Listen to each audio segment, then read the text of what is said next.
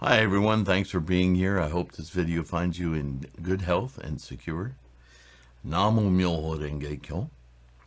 We're going to continue now with the bodies and minds of ordinary beings. And Nichiren is giving us a bit of a history lesson.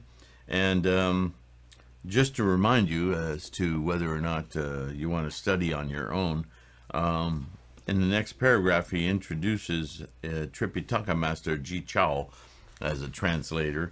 And if you look in the notes in the back, there's a little bit of history. In Sanskrit, his name was Divakara, and he was a monk from central India. So reading Ji Chao, you would think he was Chinese, but he was actually from central India. He went to China in 676, where he produced the translations of 18 texts. And it's not certain in what sense Nichiren throws his name in there, other than by saying that Ji Chao introduced the 80-volume Flower Garland Sutra.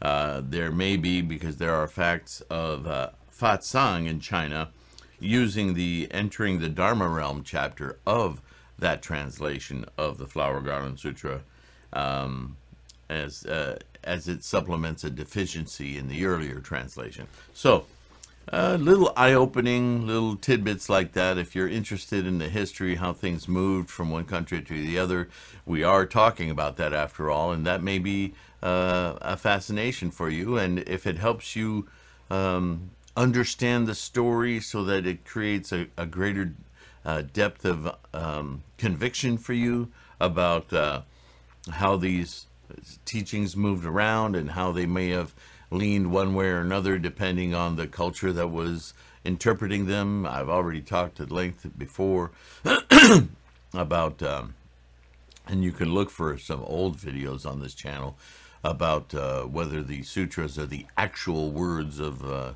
Shakyamuni Buddha, so on and so forth. There's lots of information outside of Buddhism and Buddhism about that. And if that's a rabbit hole that pleases you, then all the more power to it. Just don't let it pull you away from the central practice, right? Everything should support your practice.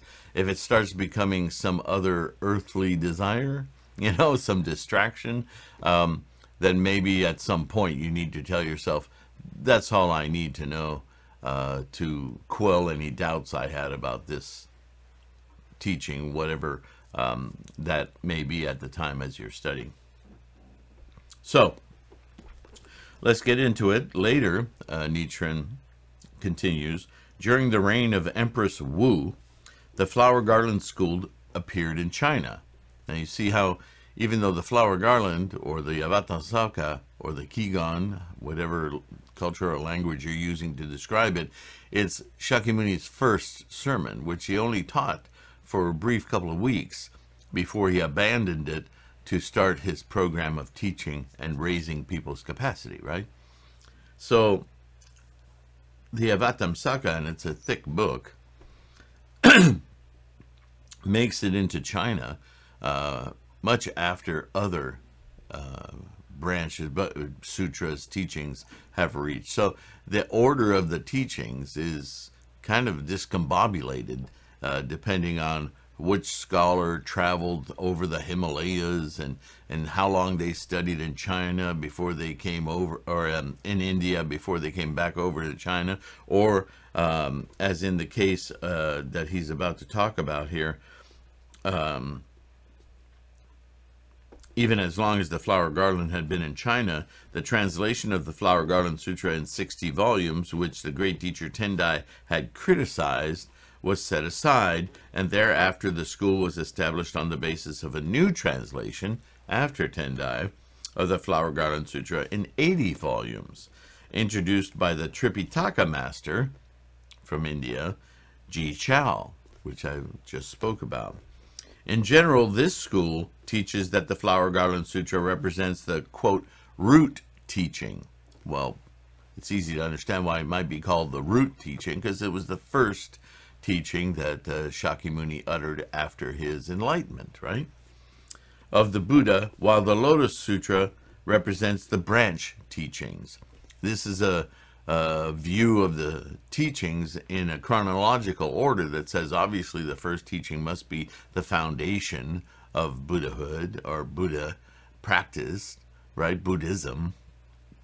And when you get all the way to the latter parts of his life where he's teaching the Lotus Sutra, these are extensions of, like branches from the roots. But this is upside down, right? So at the time, Empress Wu was a Buddhist nun, and she had a certain degree of understanding of both the Buddhist and non-Buddhist scriptures. In her arrogance, though, she looked down upon the Tendai school. Between the Dharma characteristics and flower garland schools, the Lotus Sutra thus became doubly obscured.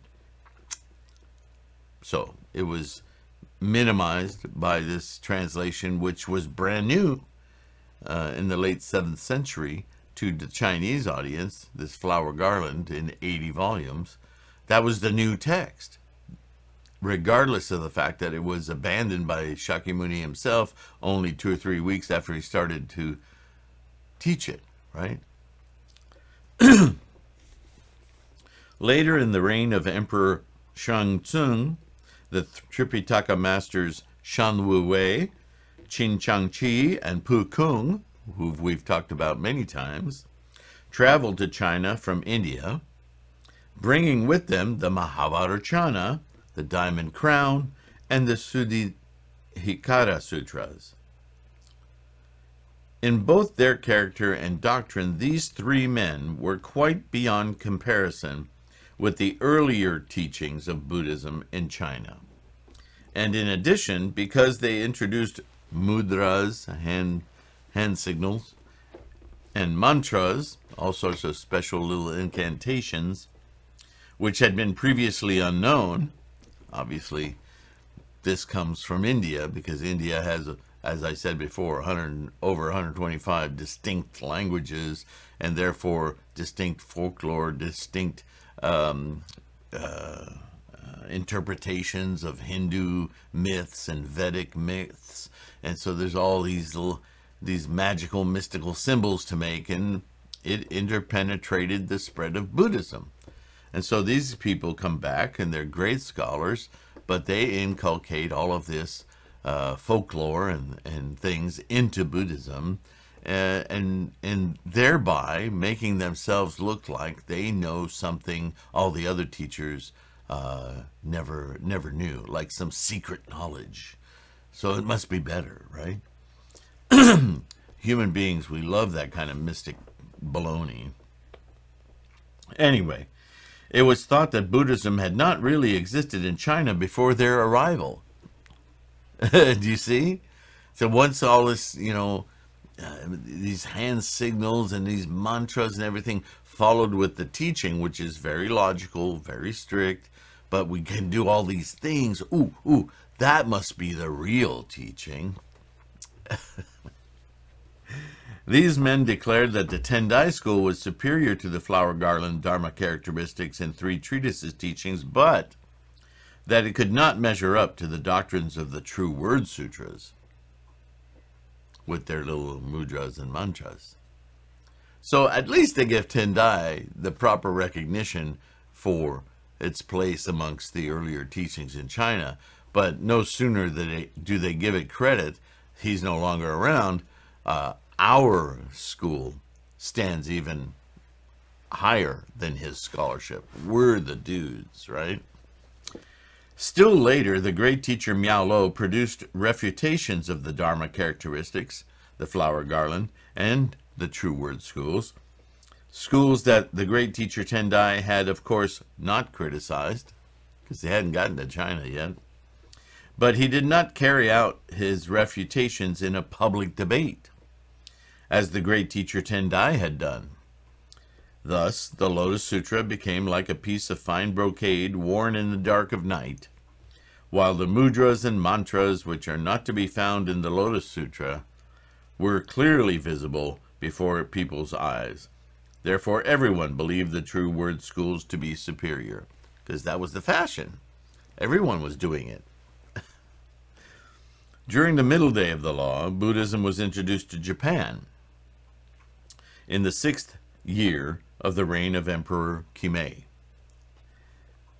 in 545. And this is ahead of the advent of Chiche, Tendai, Tiche, right?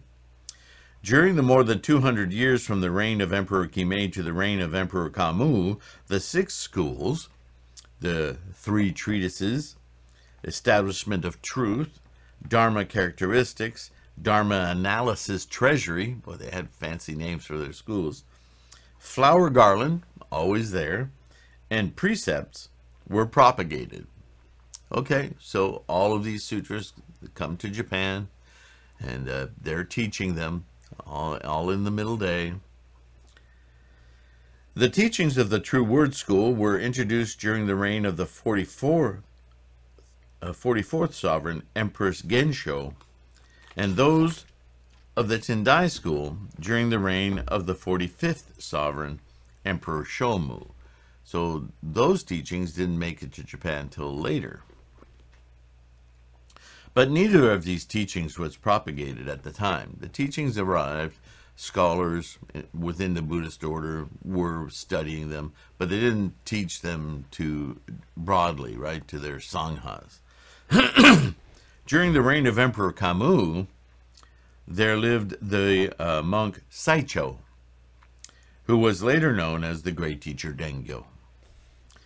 Before journeying to Tang, China, he mastered the teachings of the 6 schools. And in addition, he spent 15 years in seclusion on the mountain examining the doctrines of the Tendai and the True Word schools. Therefore, even before going to China, he was able to criticize the earlier 6 schools from the viewpoint of Tendai's teachings, and his criticisms persuaded all the leaders of the 7 major temples of Nara to acknowledge themselves as his disciples. Thus, the doctrines of the 6 schools were refuted.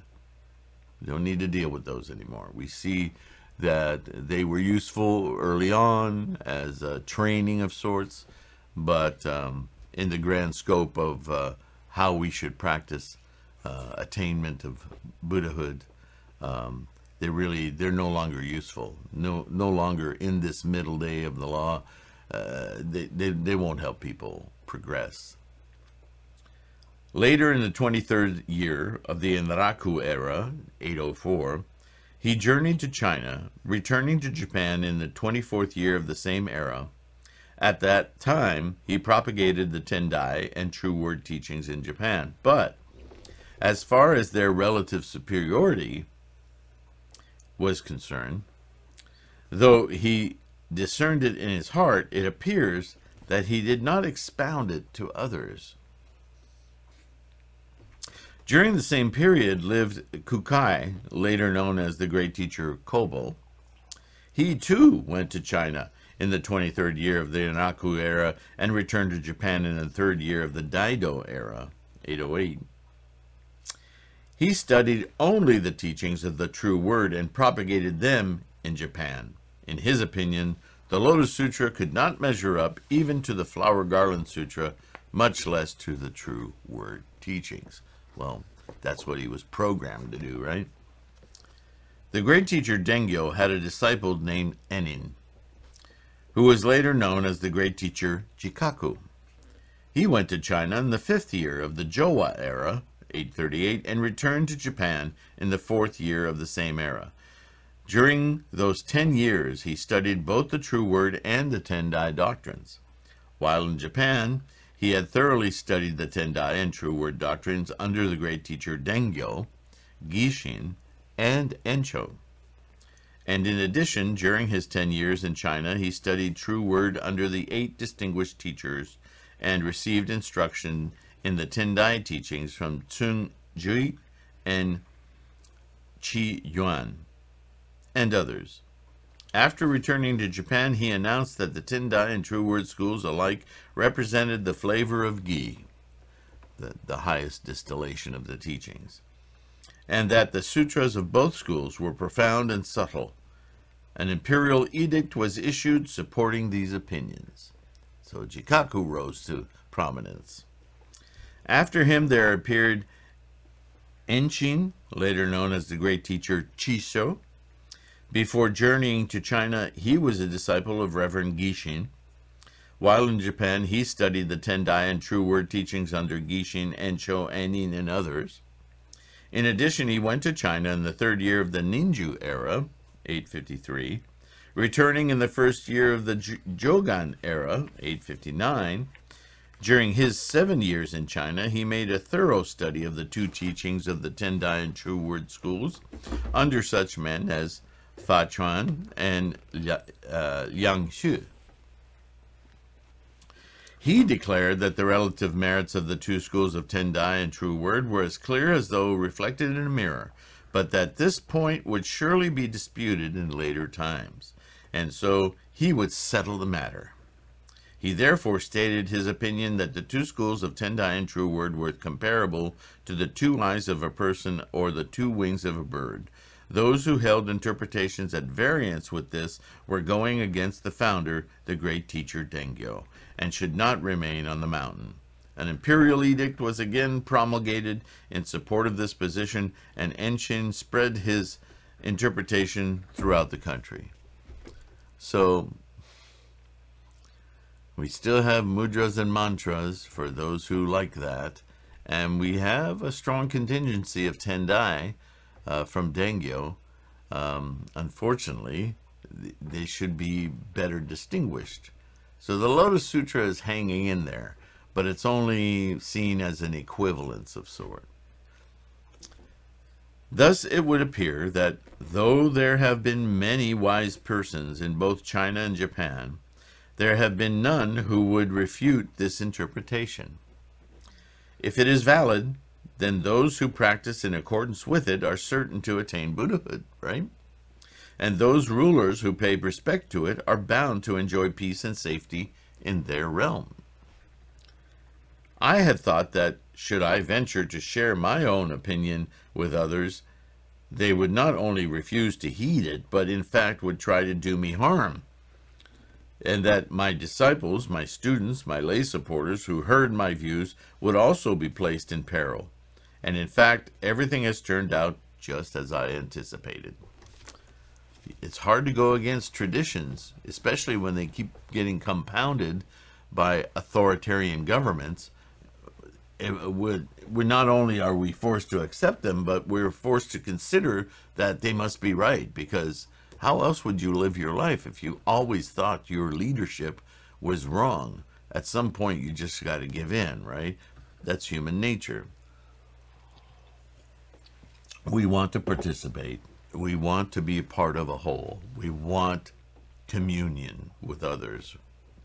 And even if it goes against our common sense, we will find ourselves doing things simply to get along. So this is what Nichiren's talking about. It's a very powerful thing, this inertia, right? Nevertheless, I believe that the interpretations put forth by the persons I've mentioned simply do not accord with the Buddha's true intention. Especially as more of you are able to get a handle on these texts and study them for themselves, the truth will out. See, all of these conditions of these scholars going back and forth to China and Japan and coming back with these opinions are largely accepted because nobody can debate them. Nobody has the information to read. These copies of these sutras were done by hand. No printing presses. They weren't on a website, right? They were very, very rare documents, and they were held close to the breast of those who were promulgating them. So it would be hard to question them, because what would you question them on? Your opinion? What's your opinion mean? I have the document. No, you can't read it, right? You can't even touch it. It's sacred. Only us special people could read it. So that's a really authoritarian position, isn't it? Judging from the 8 volumes and 28 chapters of the Lotus Sutra, if there should be any other sutra that surpasses it, then the Lotus Sutra would represent no more than a gathering of the Buddhas of the 10 directions who came together to pile up great lies. But in fact, when we examine the Flower Garland, Nirvana, Wisdom, Mahavarchana, and Profound Secret Sutras, we do not find any passage that controverts the Lotus Sutra's clear statement that, quote, among the sutras, this Lotus Sutra holds the highest place, end quote. This is Shakyamuni's own words. So obviously all these great scholars, they didn't pay attention to that. And here's my opinion on it, and Nichiren will back me up through all of these. It's quite simple why that is, why this would happen. It's not a conspiracy, not a literal conspiracy. This is avarice. This is ego. The Lotus Sutra is, again, the culminating teachings of Siddhartha Gautama as the enlightened Buddha. And from this perch, this place of knowing, this place of Buddhahood, he teaches, as he did all along, but he finally puts a period on it. He says, this is your Buddhahood. Not only is this your Buddhahood to experience, to awaken, to have, to know, but it's been there all along. It didn't start with me, Shakyamuni, Siddhartha. It has always been there. It is the fundamental knowing of the life process. It's in everything. All you need to do is change your perception and awaken to it. See life, see world, see being, see sentient and non-sentient thingness, as I'm fond of saying, as a precipitant process of the force of life, the process of life. Then all the distinguishments that we make because of our samsaric thinking are just, they're confetti.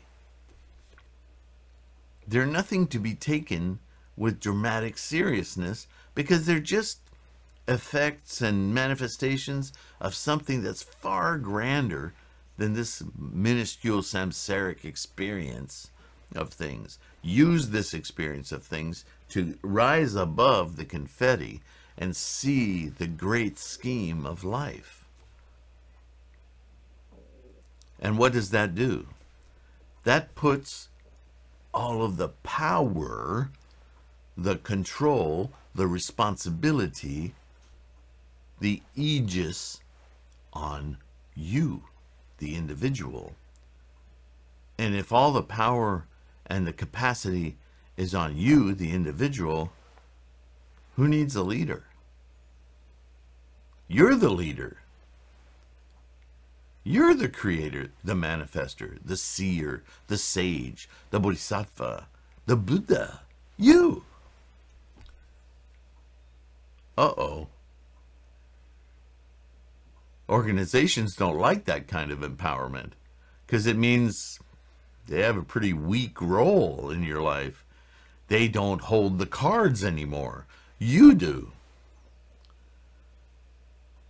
So throughout thousands of years, all of these monks, these abbots, these priests, whatever you want to call them, that rise to power, they rise to power because they give the ruling class, which is often military styled, or somehow imbued from unknowable deities, emperors, right, or kings, they live side by side because they enabled the person in power, the ruler of the country, to have this kind of authoritarian presence, justification, right? What is the Pope in Christianity? He's the guy who talks directly with God. What? Does he use a walkie-talkie? When you have a philosophy that says all of the power is yours. You decide. You make up your mind. Everything is yours if you choose to engage with it. It's your Buddha. Do it. Just do it. Right? So we become each other's teachers through our fumbling through samsara and all of our, our greed and our wants and desires. We slowly, the more we chant, the more we study, we start to expand the capacity of our perception. Occasionally we touch our own Buddha. We fuse with our mandala. We walk away feeling something completely other, and that drives us. Wait, there's an answer there. There's a different way of being there. And the more we do it, the more we experience it, and the world changes around us. And we're not sure how, but it's changing. That must be what they talk about when they talk about karma, right? It's all energy manifested. And I can see it when I chant. My goodness. I can't go to your house and look you straight in the face and say, Buddha, be Buddha. What good is that going to do? You're the only one who can do it for you, just like I do it for me, right?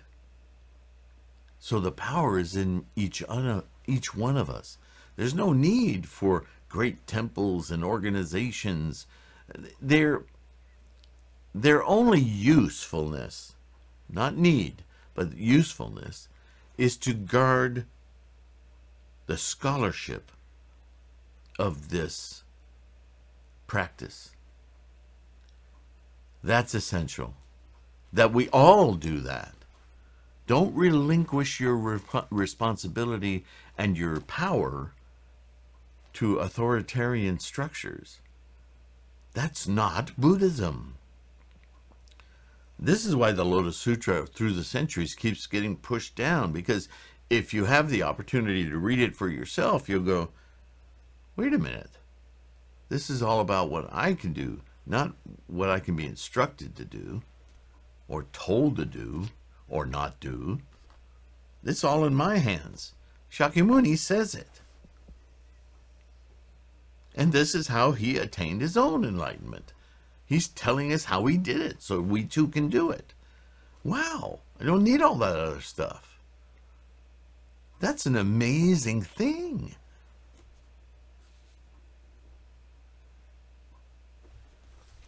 So, obviously it's going to happen because ego, right? Thus, although Shan Wu Wei, Shang Tsang, Kobo, Jikaku, Chisho, and the others put forth a variety of clever arguments, they could produce no passage of scripture proving the Lotus Sutra to be inferior to the Mahavajrayana Sutra. Their whole argument rests solely on the question of whether the sutra includes mudras and mantras. Yes, it gives you all the power, but it doesn't show you how to do this and point like that and dance on one toe and yeah, so what? That's not the practice of Buddhism. That's just something you like. It has nothing to do with enlightenment. Oh, don't say that. Rather than writing hundreds of volumes of argument, traveling back and forth between China and Japan with their unending schemes, and arranging for the promulgation of imperial edicts in order to intimidate people, right? He's saying exactly what I was saying. They would have been better off producing some clear passage of proof in the sutras themselves. Who then could have doubted their assertions, right? But they couldn't. They couldn't come up because it's not there. It's not in the writings. It's not in the sutras. They were manipulators for their egos and flattery of the ruler. Do this, you'll control people. I'll help you control everyone. I'll make it mystical. It's baloney.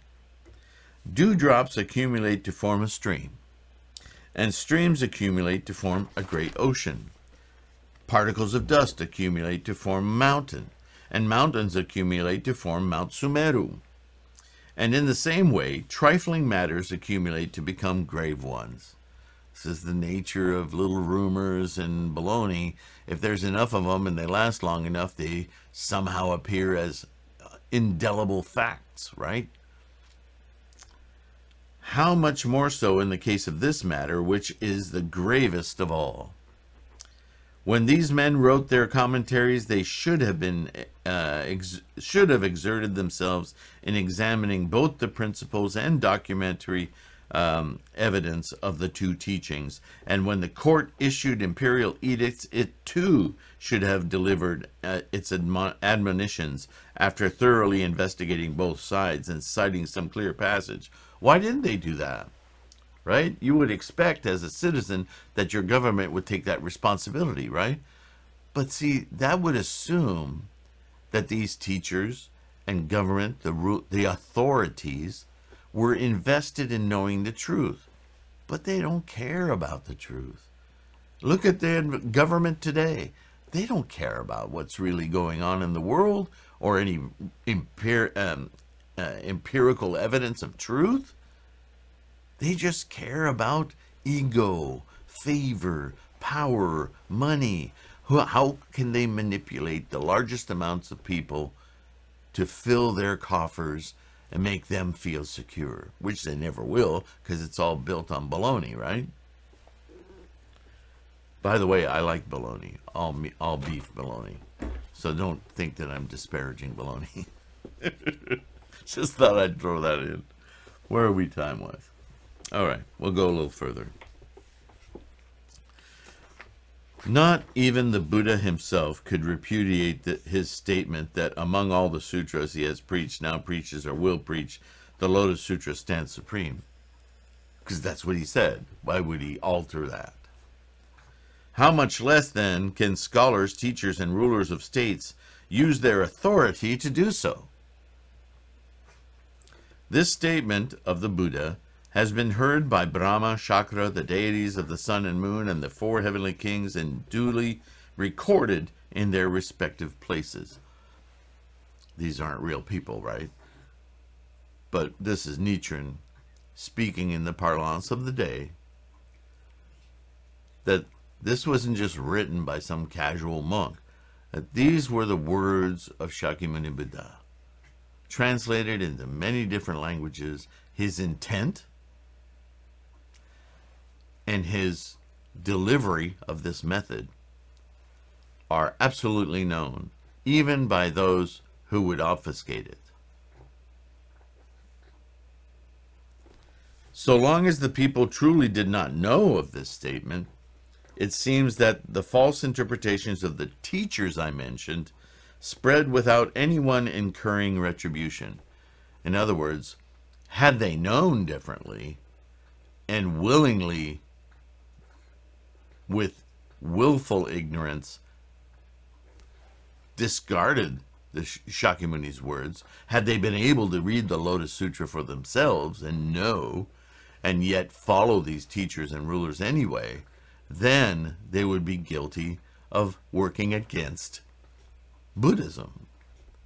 But if they're ignorant, they don't know, then it's hard to fault them. Not you and I fault them, but karma fault them.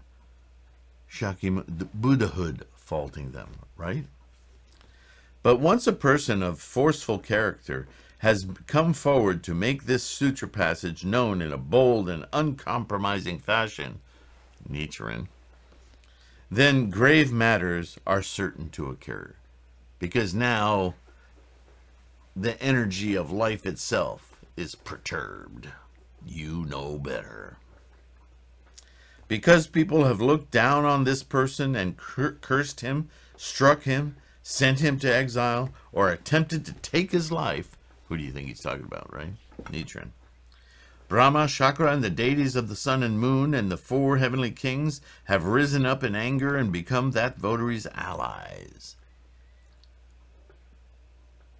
So what he's saying to the people of Japan is, look, I've thrown my caution of my life away in favor of exposing the truth.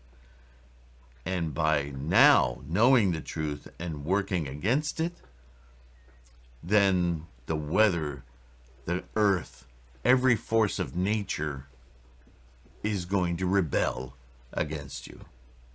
That's what Brahma, Chakra, the deities, sun and moon, that's what that means.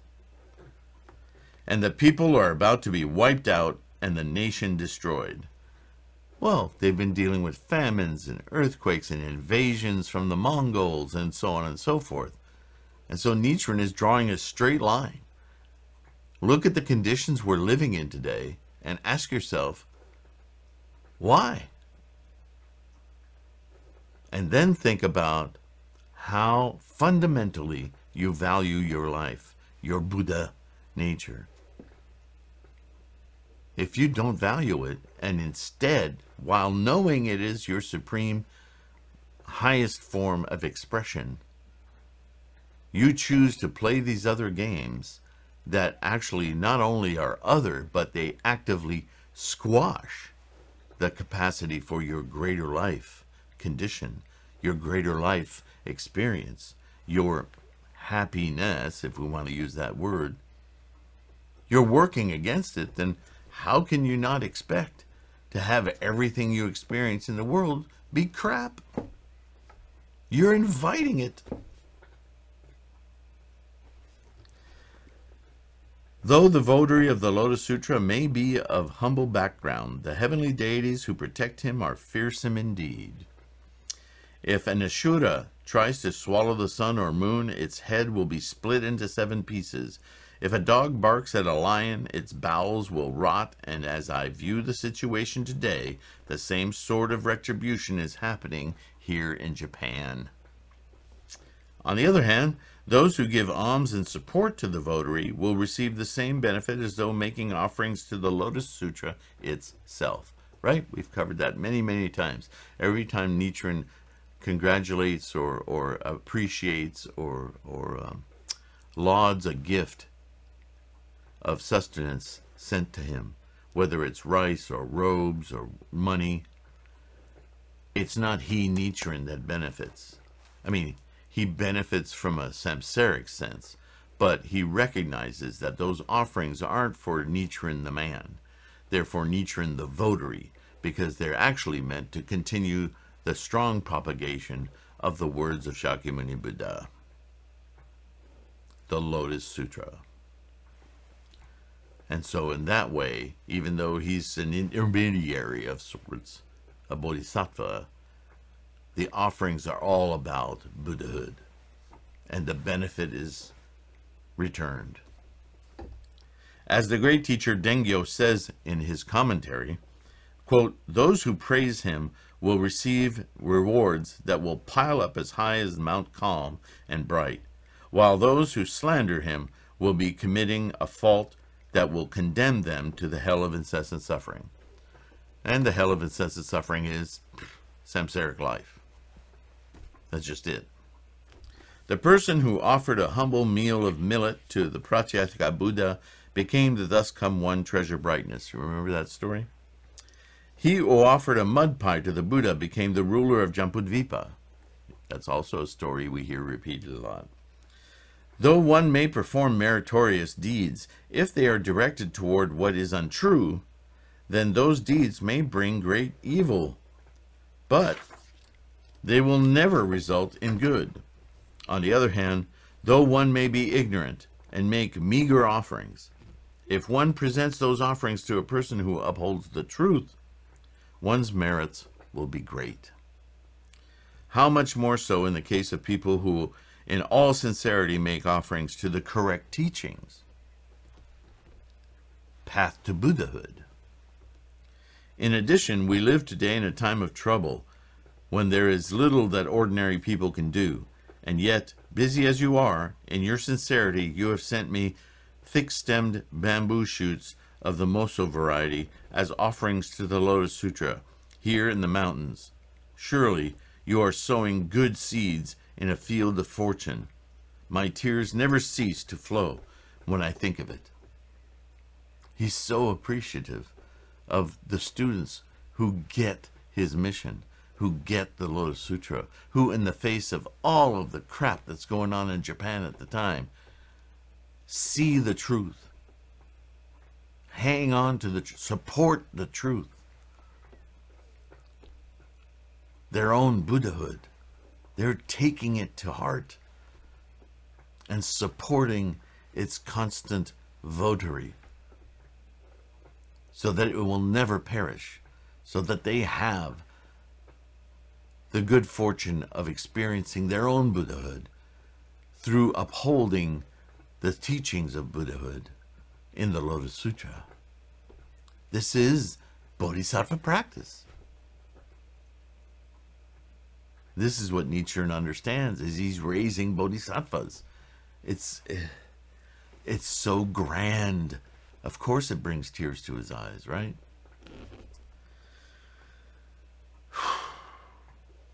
This is another one of those goshos that you may have to reread a few times. There's so much in it.